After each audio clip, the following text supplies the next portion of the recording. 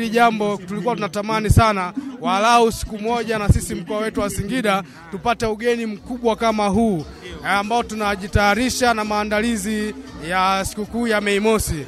Ni kweli kama unavyoona maandalizi yako vizuri na shughuli inaendelea vizuri kabisa.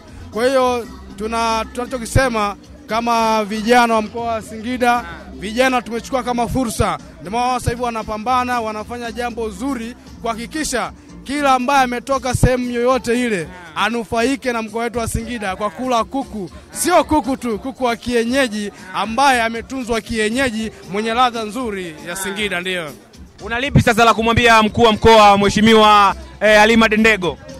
Kiukweli mkuu wa mkoa Mheshimiwa Halima Omar Dendego, kwanza kabisa tumpongeze kwa jitihada zake ambazo anazifanya. Pili la kumwambia aendelee kushikamana na vijana kwa sababu yeye amekuwa ni mmoja wa watu ambao wana ushawishi mkubwa sana